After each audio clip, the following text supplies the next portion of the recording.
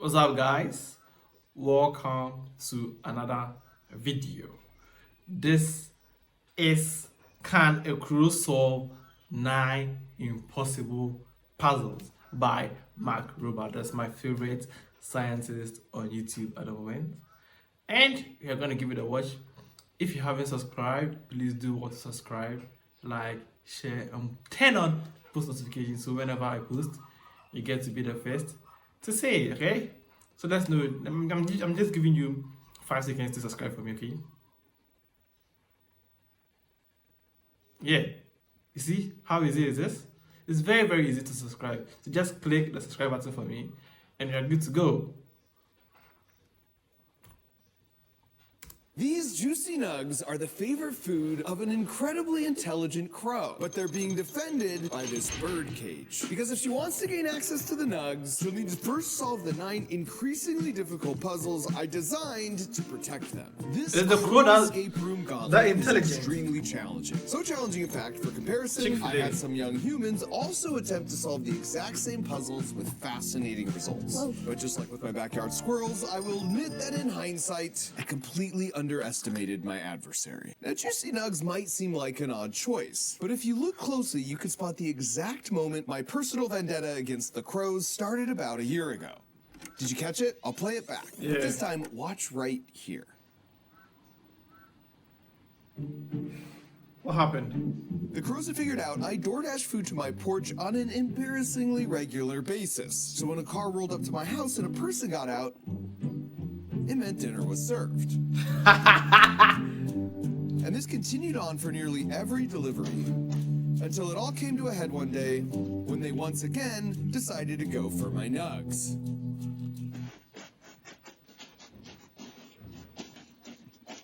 Really? But this time, instead of giving up like a quitter, I reordered my food because I was really angry and hungry. And this is when I realized I was in over my head. Because I was no longer just having my food stolen by a crow, I was being bullied by a crow, as he just knocks it on the tree and flies off. In fact, I'm no crow translator, but if you play that back at double speed, that's a laughter. bully's laugh if I've ever heard it. Serious. And the true irony here is of the 8 billion people on the planet, mine was quite possibly the worst porch for them to be stealing from. Because I spent the better part of 7 years seeking revenge on a different species that was stealing from my porch. In the form of fake packages, fine glitter, and copious amounts of fart spray.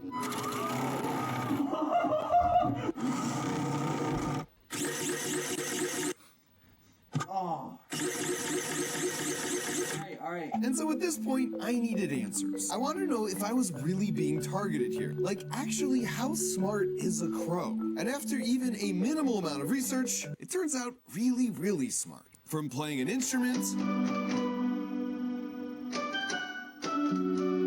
Really? to understanding and manipulating human objects to Wow. straight up psychological warfare, where you see this crow here wants some water, but the big bad vulture is currently being a water hog. So he sneaks up behind him and plucks out a feather, literally framing the poor other vulture, who gets chased off as this genius instigator gets what he wants. So to fully test the theory, I was deliberately being picked on by all my neighborhood crows. I found a crow named Cheryl at a bird rescue sanctuary to represent their species as I tested the limits of their intelligence. And like any good scientist would, we started off with the first step of the scientific method, by just observing her with some cameras we placed in her enclosure. It was really interesting to see how her curiosity would drive her to figure out clever ways to interact with the objects in her environment, occasionally motivated by a strategically placed tree. It became clear she had a few favorite objects she loved to play I'm with. impressed. Like I'm ball, I'm as she impressed. demonstrated a surprisingly very, deep very, very understanding of cause and effect. So after a couple of months of observation and study, a plan had now formed to test their species with a 9-part escape room gauntlet, which meant the only thing left at this point was to put that plan into action with a 10-second build montage.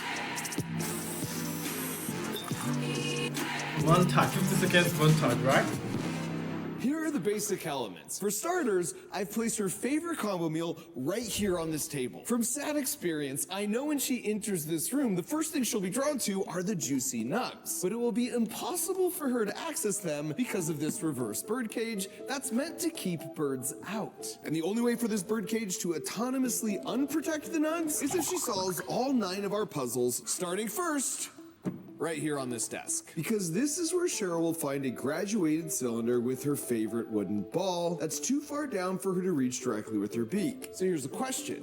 If you're a crow, how would you solve this puzzle? How would I with solve all that the puzzle materials as you a have at your human being in the disposal first here on place? the table? Well, if you said you would take the heavy rocks and you would add them one at a time to raise the water level, you'd be right. So Cheryl will have to come to the same conclusion in addition to not using any of the other decoy materials like the cork or the cotton balls that would just float uselessly on the surface. Once she adds enough rocks to get the ball, the water level will now be high enough to complete the electrical circuit with these 2 pieces of copper tape. That then sends a signal to an Arduino this puzzle has been sufficiently solved, and after a few seconds time delay, a light automatically turns on, leading her to the next puzzle, aka the Scales of Justice. After seeing videos like this where the crows are interacting with human-made objects and tools, in this case, to get water, we present her with a scale to see if she can figure out how to use it. Once again, there are objects on the table to choose from, and if she adds enough of them to one side, it will tip the scales, triggering this limit switch here, indicating the puzzle is solved, which will activate the lights on the Scooby-Doo portrait roulette. The goal for this puzzle is to assess their facial recognition capabilities, because I remember seeing a study where researchers captured and tagged a set of crows wearing a specific mask, and then later released them. So after that, the crows would dive bomb and attack anyone wearing that mask. But even more interestingly, they were still doing it a decade later, meaning if a crow doesn't like you for some reason, they will remember your face and pass that vendetta on for generations. In our case, we left a picture of me in Cheryl's home enclosure, and every time she pulled on the leather strap underneath the picture of my face, she would get a treat. So to see if she remembers my face, even in different clothes, we'll rotate through these portraits that include decoys like Kevin the Backyard Scientist, and some guy who made a cameo in my lemon battery video. Oh, delicious. Wow.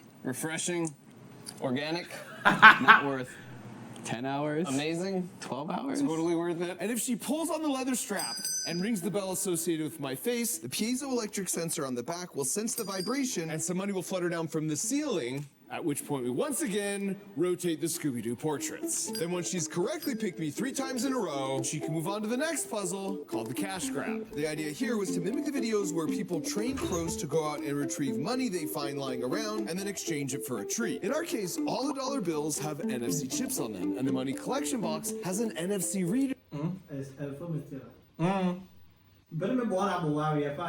After 20 minutes.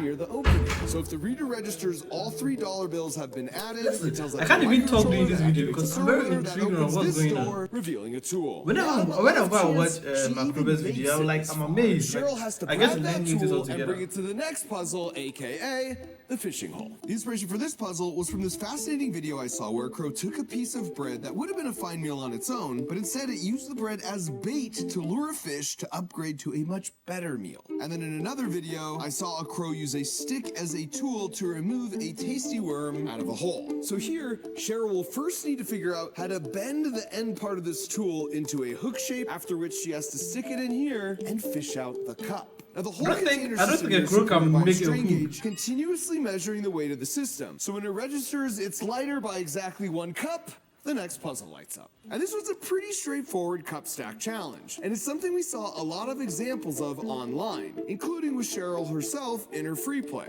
The engineering here is pretty clever though, with an inner and outer copper ring in each cup, so as they stack up, the electrical circuit gets closer and closer to being completed. And when she has the final cup she retrieved from the fishing hole, it completes the circuit, lighting up an old classic throwback from the squirrel obstacle course, you guessed it, the tourist trap. This is sort of designed as a reprieve and a little bit of a fun break for the final 2 puzzles. And lest you think crows don't like to have fun, I'll direct your attention to this crow repeatedly sledding down this roof, and this crow and his buddy swinging from this branch like Tarzan. Here, of course, when she sticks her head through the hole, allowing us to take her adorable picture, she's rewarded with an appetizer portion of a juicy nug to whet her palate and give her the strength to go the distance, which she'll need to face the penultimate challenge, aka the shipwreck. The idea behind this puzzle came from seeing crows coordinate their beaks and feet sort of like this. So Cheryl has to pull the cork off and then continue pulling up on the string, pinning it under her foot the whole time until she's pulled enough of the string for the ship to teeter backwards, triggering this tilt switch, sending the signal to activate the final challenge, the egg drop.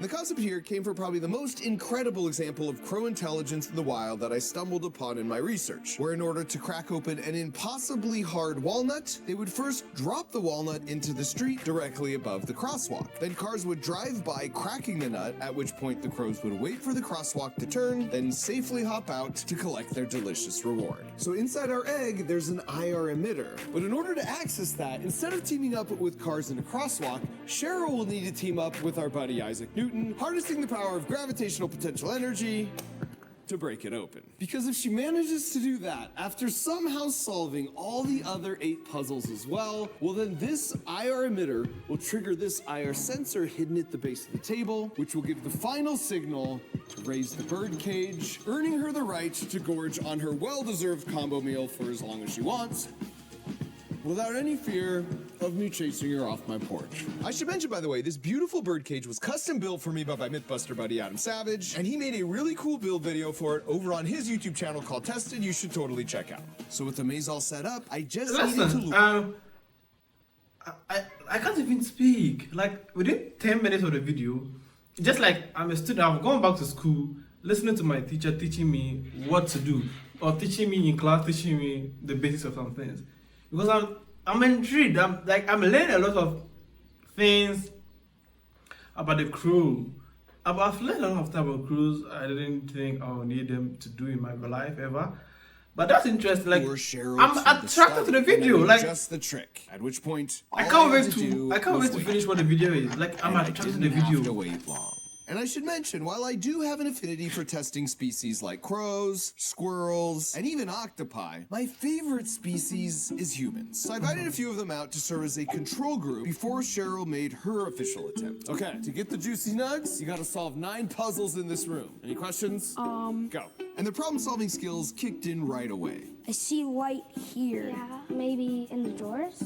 Nothing. Hold on, wait. Think like a crow. To retrieve the wooden ball, they started by just trying to utilize all the various objects on the table. So we got a cork, pom-pom balls, rocks. And it was really cool to see them trying a bunch of different things, totally unafraid of failure. We need to find one that's long enough so that it'll push the water in and then it'll rise up. While learning a little more with each unsuccessful attempt. Maybe we put the rocks in and make the water go up? Oh, yeah. Until finally, Use more rocks. More rocks. they earned the eureka moment. I got it. Yes. At the second puzzle, they started to recognize some patterns and pick up some confidence and momentum. On puzzle 3, immediately demonstrating their They're own cheating. excellent facial recognition skills with perhaps my favorite line of this whole video. Hey, I reckon it's Backyard Scientist, the guy who helped with the lemon guy, and Mark Rober.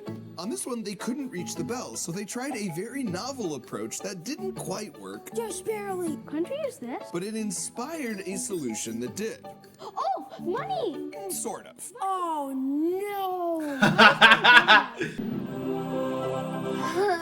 Yeah. Then some juicy nugs. We gotta get out before Mark gets here. Now back to Cheryl.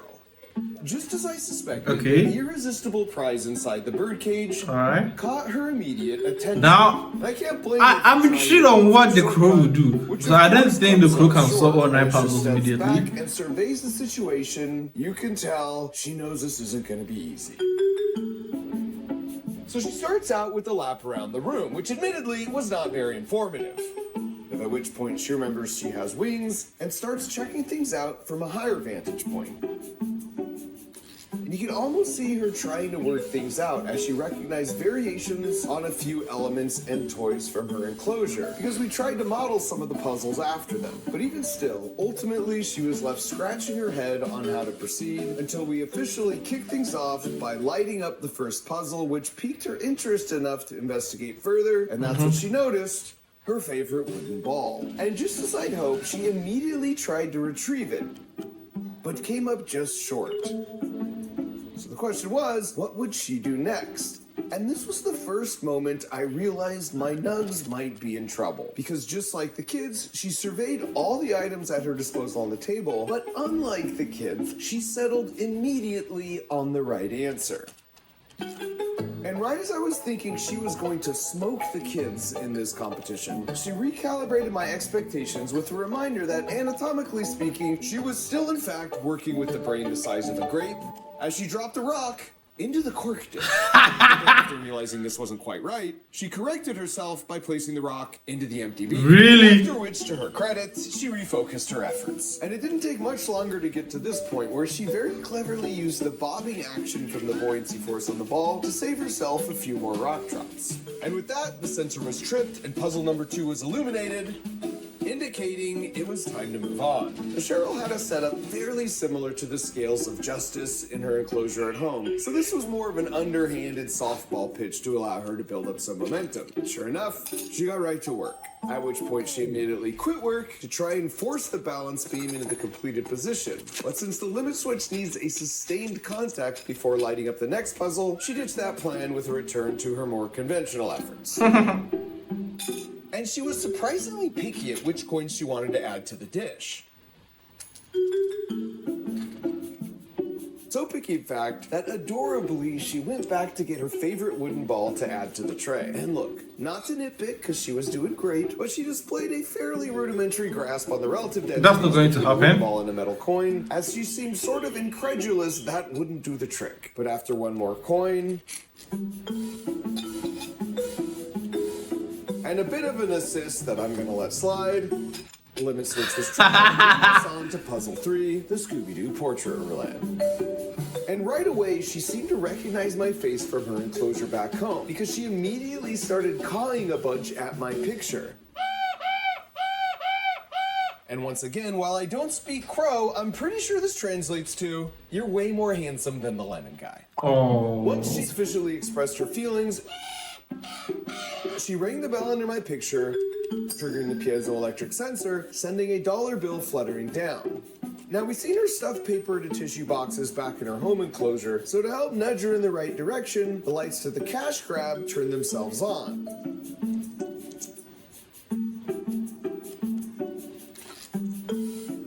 And after a bit of poking around, she figured out what to do by putting the money in the box, at which point, nothing happened. And as you can see, this confuses Cheryl. And then it frustrates Cheryl as she tries to find another way in.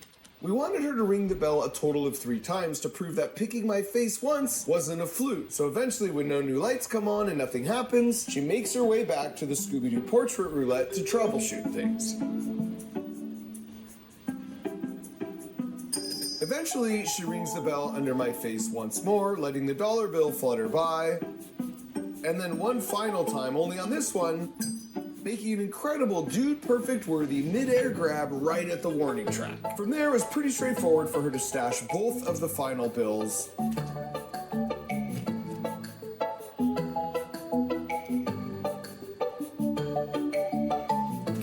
Wow.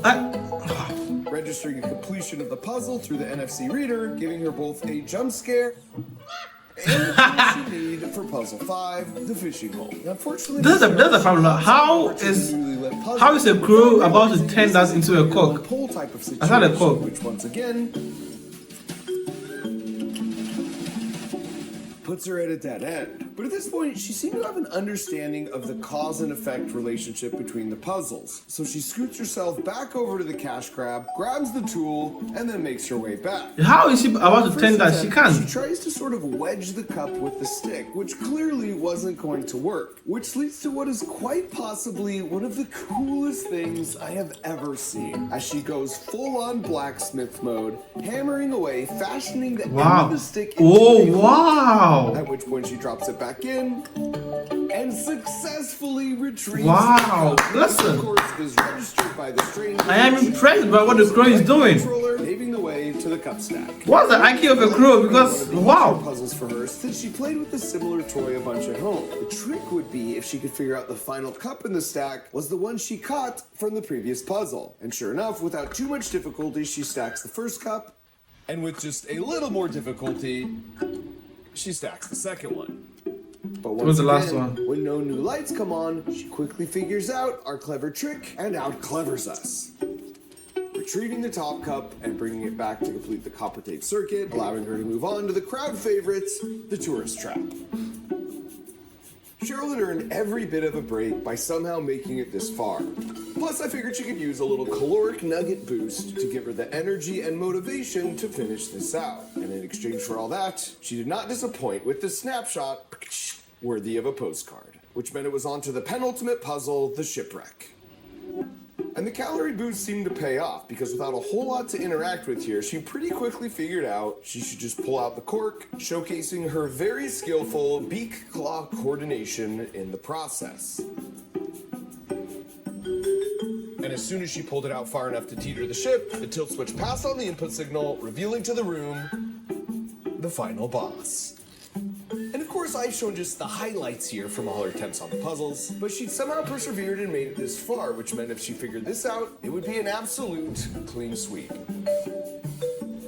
So after sizing up the situation and considering all the options, she comes to the correct conclusion and teams up with Gravity, exposing the IR emitter, which gives the final signal it is time for her to enjoy the greatest meal of her little feathered life. And to no one's surprise, after solving all the complex puzzles in this escape room gauntlet, it was a pretty simple task to get right to the nugs. But before she even finished her long-coveted, well-earned reward, she delighted me with one final touching surprise as she grabbed another nug, slathered it in a little dipping sauce, and then offered it up, almost as a gesture of mutual respect and goodwill between our species. And I suppose in the end, whether or not my original crows were picking on me is sort of irrelevant, because I now know they're smart enough where you don't really want to find out. So out of respect to both them and my new friend Cheryl, whenever I now order food to my door, I leave a side of juicy nugs as an offering, which I hope will put me in the good graces of them and their posterity for years to come as they pass down tales of my generosity to their future grand crows. Either way, it just feels good to return to my roots, feeding all the neighborhood birds. Wait, zoom in. Squirrel. Here we go again. Oh wow! Listen.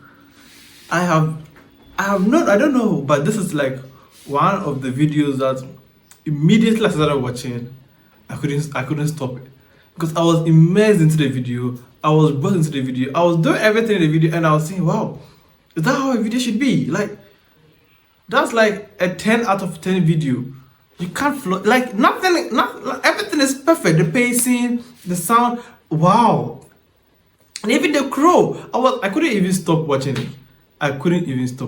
Because how would I stop watching it? That's a very good video for my crow. Now I'll give this video a 10 out of 10. It's a 10 out of 10 video. And I'm impressed by what the crow did. I'm very, very impressed by what the crow did. So yeah, see you next time, okay? Catch you another time, whatever it is. So don't forget to like and subscribe, okay? Don't forget to like and subscribe. Peace out.